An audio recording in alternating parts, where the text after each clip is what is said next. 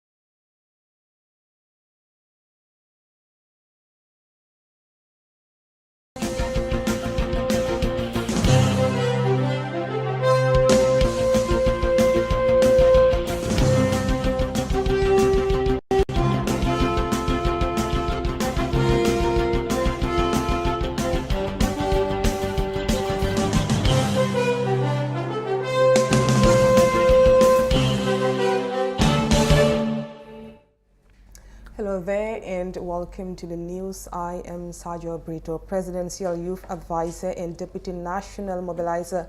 National People's Party has accused the opposition Gambia Democratic Congress of refusing to accept Adama Barrow's presidency. The GDC leader Mama Kande and President Barrow are local political rivals in Jimara, where Kande beat the future president at National Assembly elections in 2007. Recently, unconfirmed reports said President Barrow has reportedly approached Kande to work with him, but Kande reportedly rejected the offer and told those sent by the president to ask him to call him directly. Addressing some villagers from Sewell who claimed to have left the GDC to join Barrow's NPP, Dudu Sano said the NPP is now focusing on targeting GDC supporters and not APRC, because APRC, despite being the former government, has now accepted God's will, but GDC has deliberately refused to accept the Barrow presidency. That said, I want to emphasize that we are all equal in this country. The Mandinka, Wolof, Jola, Fula, and all the other tribes are all equal here. Nobody is more powerful than the other in this country, according to Adu Sano. Soldiers and police clash over drug seizure.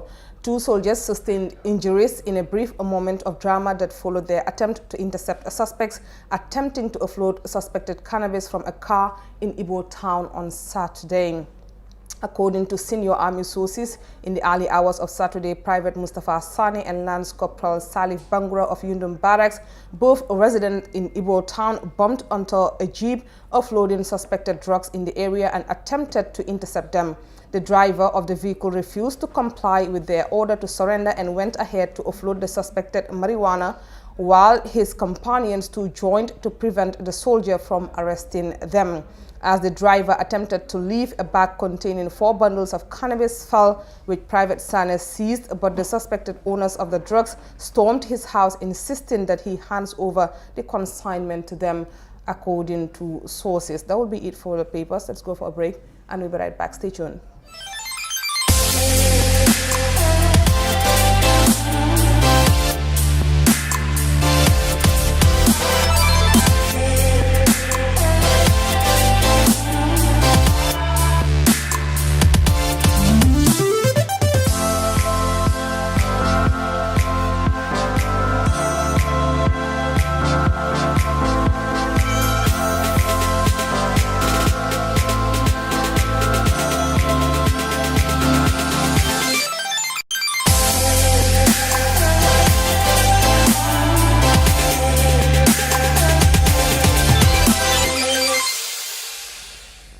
Welcome back. And now, riot police descended at KMC today after Senator Martin Sonko was asked to return to work by the local government ministry. More in this extended report.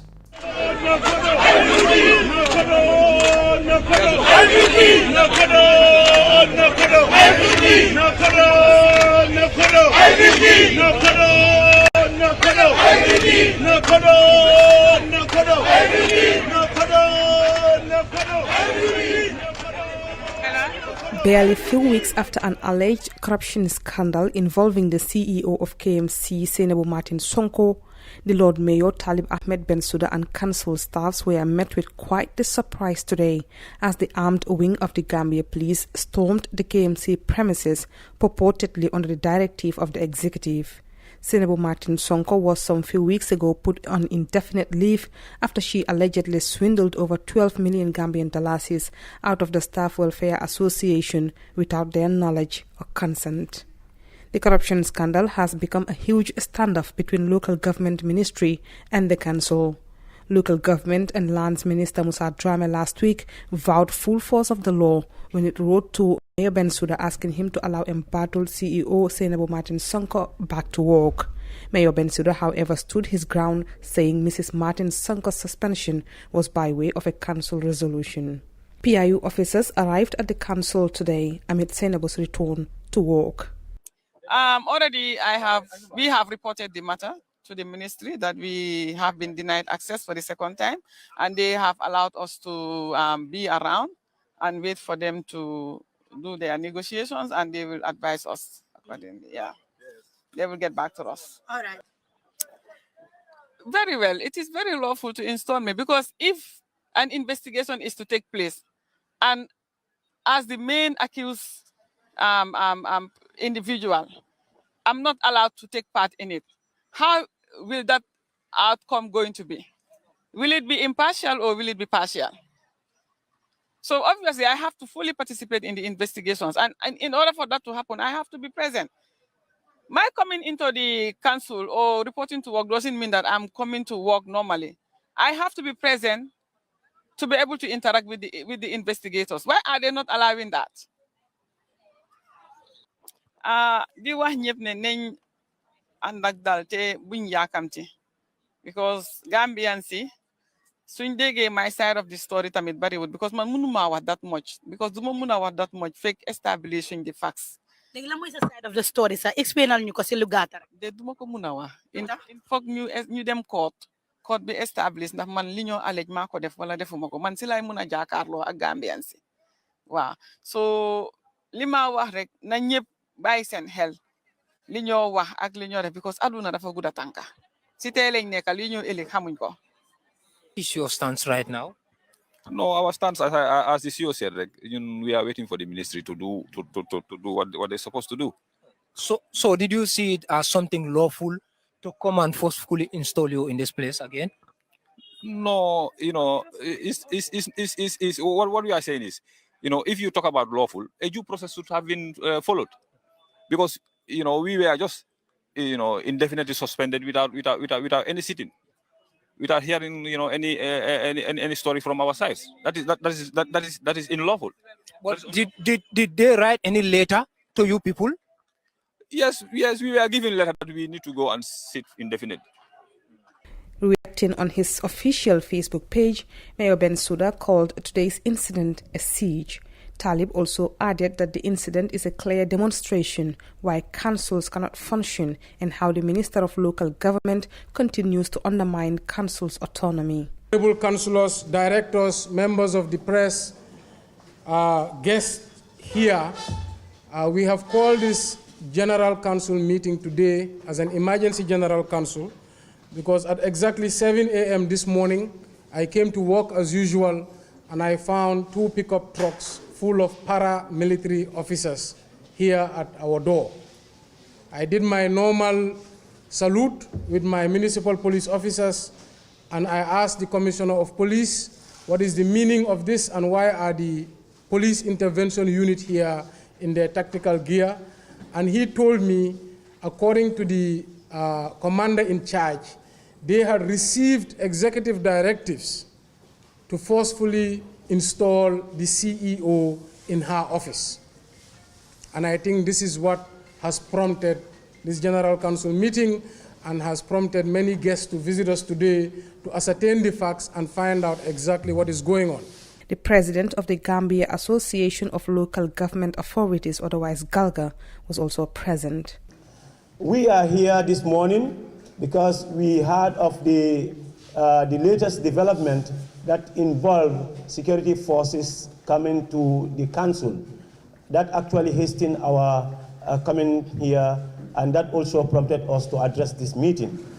But behind doors or behind, we have been working with all the parties involved, of course, including the CEO, the Lord Mayor, and also the ministry, on how we bring the tension down and have procedures, processes, and also the law take its right course in addressing the matter. We are not taking side to say who does what is right or who does what is wrong, but we are taking responsibility to work with all of us as a family to make sure that we amicably go through the processes that are required to come to the very end of this peacefully. So I ask all of us to assume our responsibilities responsibly and make sure that we exercise it within the confines of the powers and the law that protect all of us. This is what we have been telling all the parties involved. Our interest is that when there are problems within the family, we reconvene or we convene and deal with the issues maturely, in line with the law and also in line with the procedures. London B. Sane urged all parties involved to exercise restraint and settle the matter peacefully. We had a scenario this morning and we will not overlook it, but we will take it as another occurrence to see how we address this situation so that it doesn't go out of hand. Because otherwise, if it goes out of hand, that may not be to the interest of any of us. We have a country to build, and we have a country that all of us should have interest to make sure is secured and is also protected for today and for tomorrow. So that is the spirit of which I am seated here with my team to talk to all of us to make sure that we keep the peace and we treat the matter maturely. We will use the same opportunity to talk to other parties involved, our own ministry, and the CEO also as well, to make sure that we do not miss or malhandle this situation that may go wrong for the interest of this country. CSOs were also present at today's Emergency Council meeting. The president of the Gambia Bar Association, Saliu Tal, said this matter must be handled in accordance with the rule of law and due process. In line with our duty as civil society, we thought it important to get all the facts, ascertain the facts and the information, and do our utmost to contribute to resolving the process in the interest of ensuring accountability, respect for rule of law, and good governance. Our first port of call was to the minister in the morning, and he, on short notice, he gave us audience. And in our engagements with the minister, we raised the issue of the PIU, primarily and other issues. And he informed us that it was not his instruction or the executive's instructions to deploy the PIU. Notwithstanding, we reminded and advised the minister that whatever dispute there may be in terms of who has what power between the KMC, the Public Service Commission, and the Council, that matter should be resolved in accordance with law and due process. And for us, that is our concern. He informed us that they will continue to engage KMC on the basis of the powers vested in them on the Local Government Act as amended. So we also sought the views and perspective of the mayor, and he gave us a very detailed explanation of his position and the council position, and also provided us with documentation, and also gave us, said that maybe perhaps we should extend an invitation for us to address the council. So for us, it is really a privilege and an honor, and I think it's probably the first time it's ever happened. And I think it is also a testimony to where we are as a country in our democracy. Here we have a council meeting. We're invited to talk to the council, and we have the press here present. I think these are all positive steps for democracy.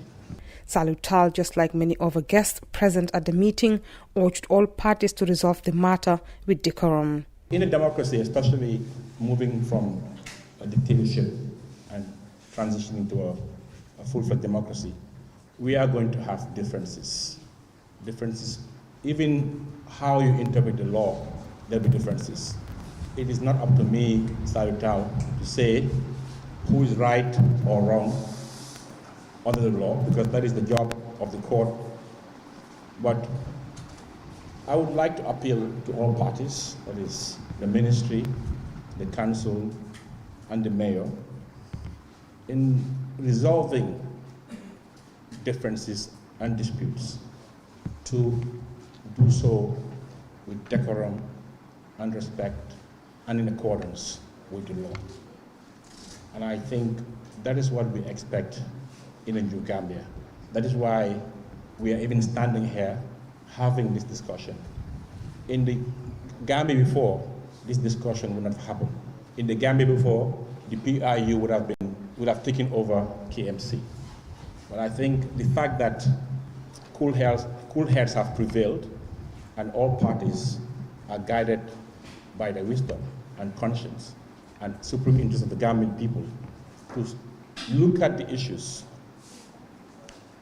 with objectivity and advise themselves accordingly and be guided by the law. All parties involved must be accorded due process on all sides. The inspectors have a right to come and inspect, and in doing so, they must also do so in accordance with the law. The aggrieved parties also have a right to be interviewed and given access for the purpose of the interview. And the aggrieved parties, on all sides, anybody who believes that perhaps your rights are violated, there's a place to go to resolve that dispute. That is the court of law. So I'm not advising that anybody should go to court or not. I'm just saying that when we have our disputes in a democracy, we don't use the force of law, the brute force, to resolve our disputes. We use our good conscience and we use the law. I think what I've seen I like, because when I came here, the police did not force themselves to go in. I think after a conversation ensued from my information, they backed down, and I guess they will learn from the experience. When we spoke to the executive, the people we spoke in the executive, they informed us, in good faith, I believe, that they did not give the instructions. So that means that that's what they told us.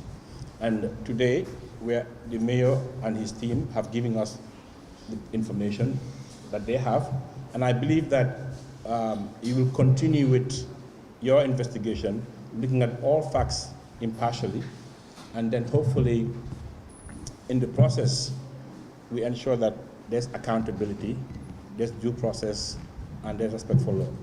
Former Interior Minister and one-time advisor to the President, Mai Ahmad Fati, was also present to show his support and solidarity to the KM Mayor and the entire people of KMC. Mai Fati said the reason that led to today's event is a failure of governance. I believe that it is a failure of governance which is responsible for what we experience today. But it has been a process which culminated in what happened today.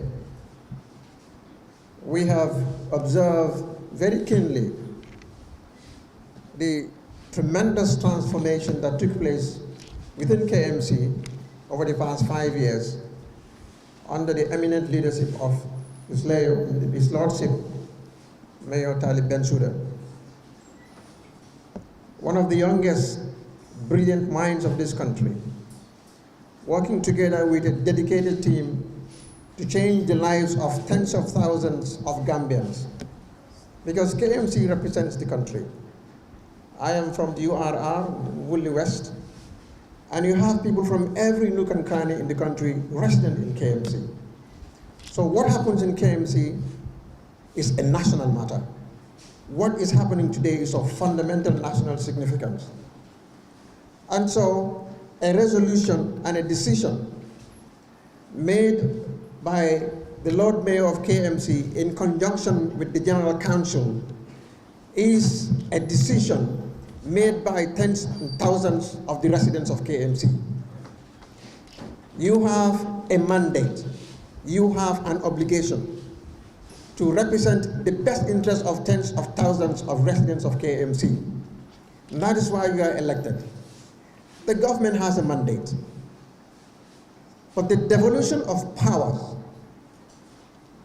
as clearly stated within the Local Government Act, there are provisions, legal provisions, there are administrative procedures and processes that could effectively handle this apparent fiasco. But when politics supersedes national interest, it's myopia that triumphs over vision. And that is why today it is important for every well-meaning Gambian to come here and stand with the people of KMC. This is not a partisan conflict between Party A and Party B. This is a neutral ground where all political interests are represented among the residents of KMC. So, Lord Mayor, I'm here to express solidarity with the people of KMC and all the humongous development gains that were made. At the crux of this matter is corruption, allegations of corruption. We must tackle corruption at its root. When there are significant allegations against any public officer, not only law, but morality demands that you recuse yourself from the seat, from the environment, in order to allow an impartial atmosphere that will enable investigators to reach a conclusion that is fair and just to all parties concerned. That was what I recommended when I was accused of bribery allegations in the case of Similex. I recommended an extensive investigation, never in the history of this country, in order to determine my culpability, because I was confident that I am innocent of every iota of allegation. So I believe that if you are enmeshed in an allegation as grave as this matter, the government should be the first to support an impartial inquiry. And the government should be the first to follow due process. And I believe the process is unveiled here through the council of the General Council under the leadership of the Mayor is one that is reasonable, that is logical, and is one that should be accepted. The former Interior Minister added the deployment of the Police Intervention Unit was unnecessary and uncalled for. I do not think it is necessary to send law enforcement agents here. There is no conflict, there is no war, there is no demonstration, there is no threat to peace at KMC or at the municipality. As former Minister of Interior, I am extremely concerned about sending law enforcement agencies in situations which are not warranted. And I believe that KMC councillors have demonstrated themselves in the best of manner in accordance with the law. I would urge the ministry to allow fair investigations to proceed, and I would crave the indulgence of the officers impugned to stay away until the investigations are fully completed. That is what will serve the interests of the Gambia, that is what will serve the interests of KMC. All of us public officials, including the Mayor, and I commend the Mayor's fight against corruption with Council, and I support his turn to fight against official corruption. The taxpayers' money belongs to the taxpayers. The management of the funds and the resources of KMC must be in consonance with the overriding interest of the residents of KMC. And it is the obligation of Mayor and Council to ensure this happens. And I think due process is there, and we should continue to consolidate that due process. This is what will consolidate Gambian democracy. So, Lord Mayor, here, what we have to offer is one of support, it's one of solidarity for the residents of KMC. And we crave the indulgence of the Minister of Local Government to choose the path of dialogue, to choose the path of administrative justice, to choose the instruments of governance that will resolve this petty imbroglio. For TFN News, I am Sadia Brito.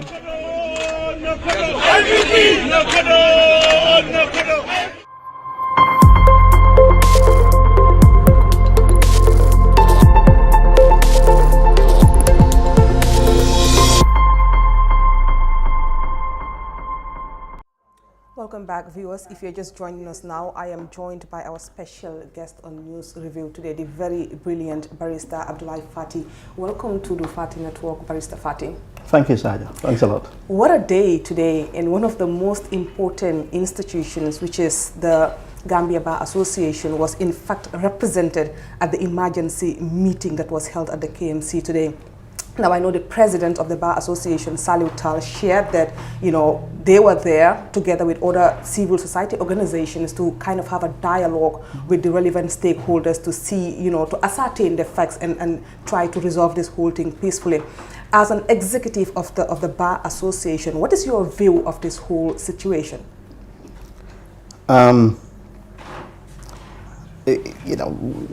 happened today is a culmination of so many events. I think we've been seeing in the media serious allegations of corruption.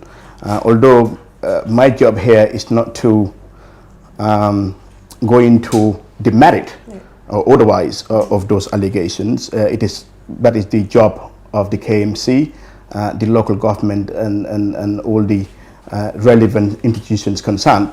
However, yes, the president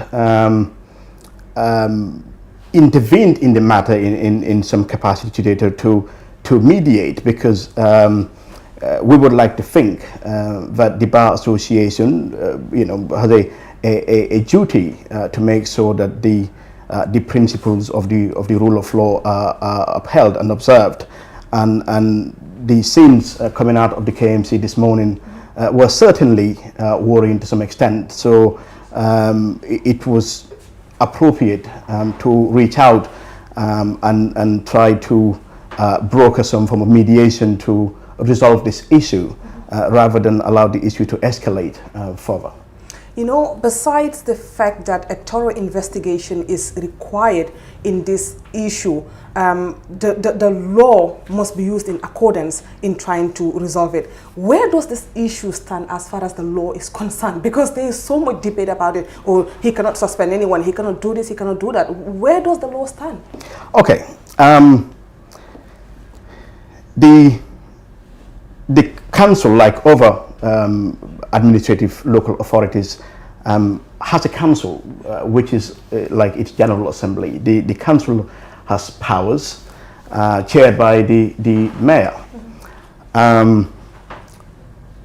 The story is there were strong allegations of corruption, and therefore the council chaired by the mayor resolved or passed a resolution to take action against the CEO, the accounting officer for the KMC. According to the Local Government Act, the Local Government Service Commission has the statutory power in relation to appointments, dismissals, and other disciplinary issues regarding the governance structure of the council. On this occasion, obviously it is not in dispute that the mayor and the council, because since a resolution was passed, have made strong and damning allegations of corruption. I am not in a position to go any further than that in relation to those allegations until such time that those are established either at the level of the council or in a court of law. However, the council, according to the Local Government Act, when it comes to the issue of actually removal or such matters relating to disciplinary action, I would like to think, because in terms of removal itself, the law is saying that the council may make a recommendation to the Service Commission for the removal of a CEO. So in this instance, since the law is also saying that it is the Service Commission has jurisdiction in relation to appointments in consultation with the council, and particularly the mayor can actually attend meetings in relation to that process. and it also has power in relation to dismissals and disciplinary action. So on this occasion, ordinarily, according to the law, I would like to think, so whether the council on its own has that statutory authority to actually suspend having passed a resolution is another issue. But the law also, since the Service Commission has the power, I would like to think that whatever decision has been reached by the council will be forwarded to the Service Commission to take those steps. So on this occasion, whether it was the council acting unilaterally to effect that suspension or administrative leave, as it were, or it was actually done by the Service Commission exercising its jurisdiction in terms of administrative disciplinary matters. So we're not sure. So until such time we're really au fait with some of those facts, it's difficult to. But whatever it is, I don't want to. But whatever it is. The rule of law, like the President of the Bar, Mr. Tal, said, the rule of law is sacrosanct in all of this. If the CEO believes that her suspension was unlawful because the council acted unilaterally, or the council did not have the legal authority to suspend, that power is vested in the Service Commission, she has all the rights to petition or challenge this or raise this with the local government ministry, which has an oversight, a political oversight over all councils in the country. So within that context, whether if one is aggrieved or you believe a decision is unlawful or illegal because the person or the body exercising that function hasn't got the legal power to do so, that ordinarily, especially looking at our recent pronouncements by court, I would like to think, respecting the principle of the rule of law and respect for democratic processes, that perhaps that decision may be challenged in court. I would also like to think that perhaps as part of seeking declaration from court that the suspension itself or the administrative leave was unlawful, if that were the case, if that is the position, I believe that is the position of the CEO, as a secondary relief from the court, that in the meantime, pending such investigations, that she may go back to work to make sure there is no vacuum, and then it will be up to the court to look at the merit of that application, whether the court believes that it is appropriate that she goes back to work, or in the interest that there are no interference in those investigations, that her administrative leave remains intact. Those are issues, but I think the scenes of today is concerning and worrying, because it looks to be contrary to what a democracy should look like, and it looks contrary to the principles of the rule of law. Now, it's clear that the mayor himself, Talib Ahmed Bensouda, have shared that this decision was based on a council resolution. And there's this argument that I read, and the person is saying that the mayor, as an elected official, does not possess any legal mandate to send a bona fide civil servant on leave without that official being the subject of a disciplinary hearing. What do you think? Like I said, I don't want to speculate because I do not know some of the micro details. Some of these things are emerging and they're fluid. However, I think the Local Government Act is reasonably clear on this issue. It is my understanding that the Service Commission, the local government is clear that all commissions, all local authorities should have, ordinarily ought to have, a Service Commission. It is the responsibility of the Service Commission, based on the National Assembly may give it its powers, as well as some of the powers derived from what is extended to them by the Public Service Commission.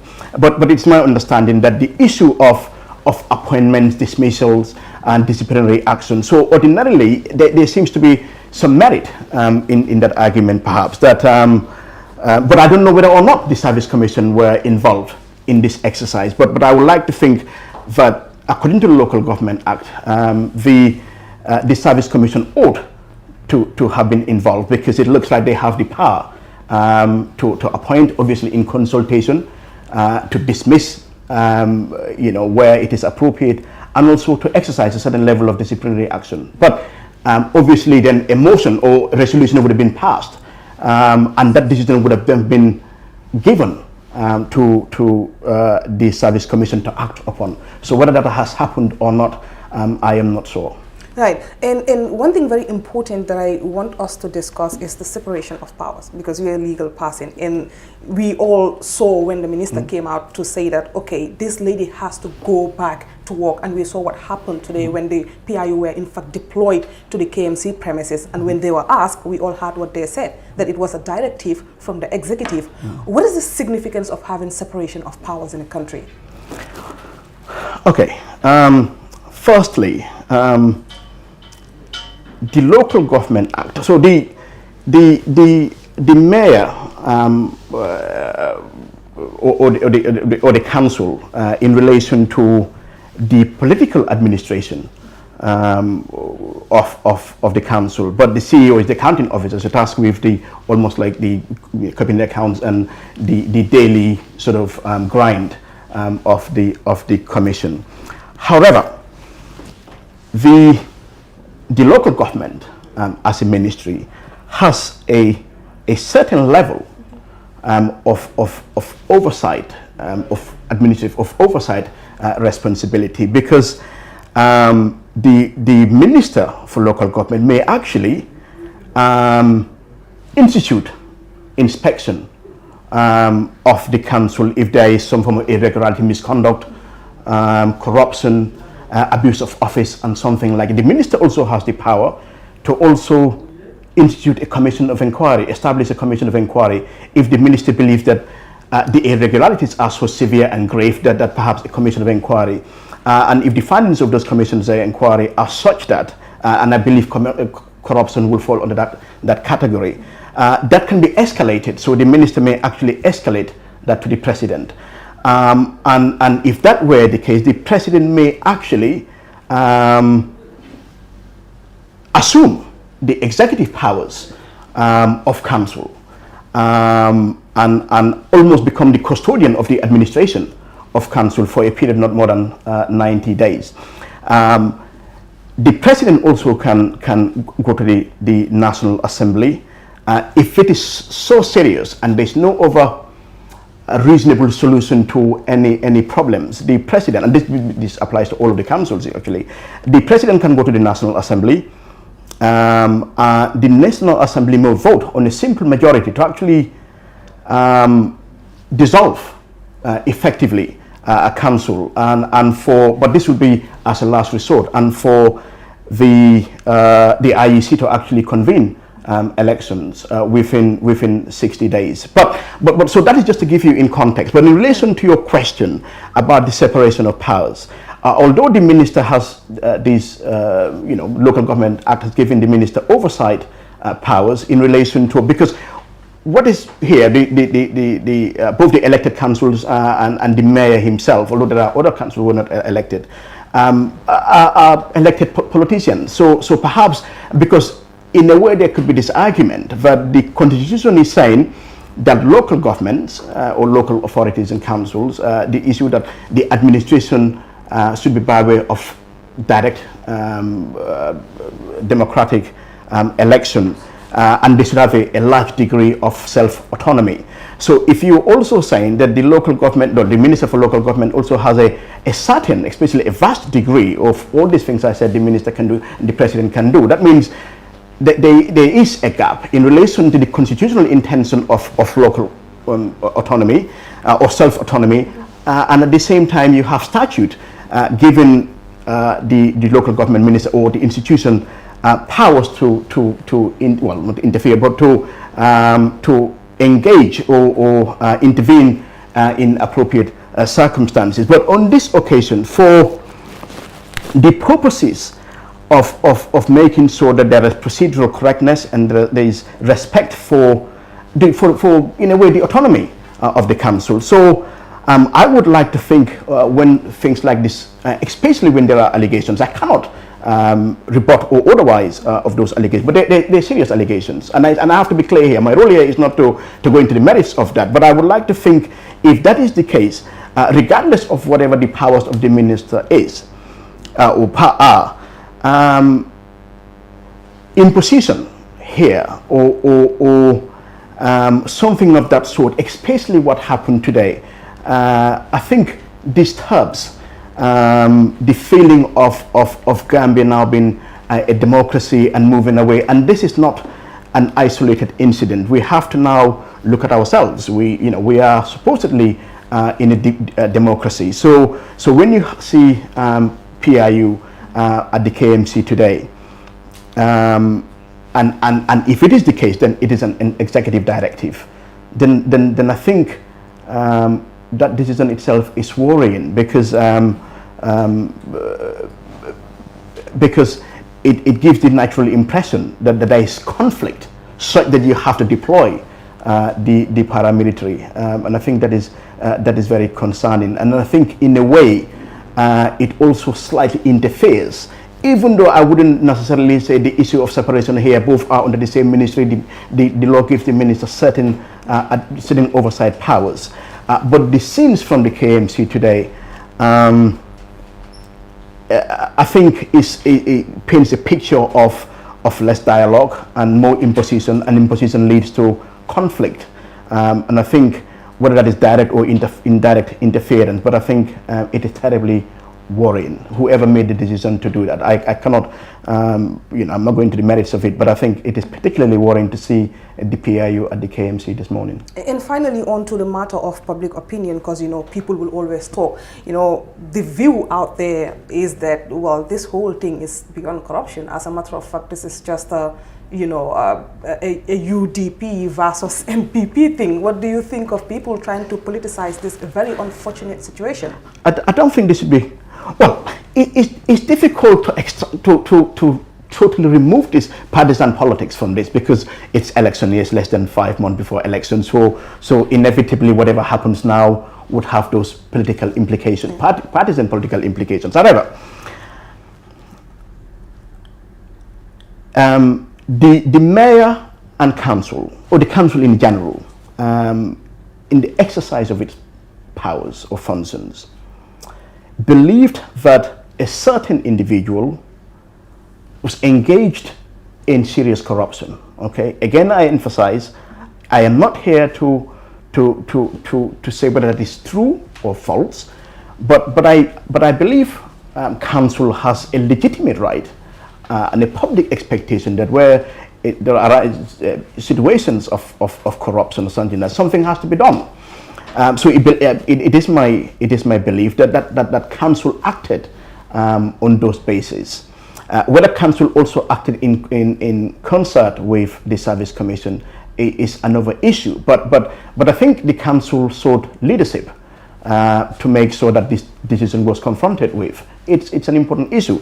So since the matter touches on corruption, now the issue is, what should be the role of the ministers in all of this? Because what I said earlier in relation to instituting an inspection or also commission of inquiry, I would ordinarily believe that those will be when something of this happens. So if the minister now saying that the person allegedly involved in this corruption must return, there are two issues here. One, you can say perhaps in the interest of right to fair hearing and natural justice, that she ought to be there, so she can be, so whatever commission, whatever investigatory mechanism is ongoing, then they will have access to her. That's exactly what she's saying herself, that if I am going to be investigated, I have to be there. Yeah. But there's another argument that perhaps because of her position, that she may yield unfair or undue influence, and therefore her presence may actually do more harm than good. But I think those are procedural issues that can be, so whether she's physically there or not, I believe wherever she is, they can meet her. If they wanted records of books and accounts and stuff like that, they can have access to those things. If they wanted to interview her for the purposes of gathering information and evidence and facts, this can be done. So whether on the premises itself or the premises or elsewhere, those are issues. But again, it comes back to the same thing.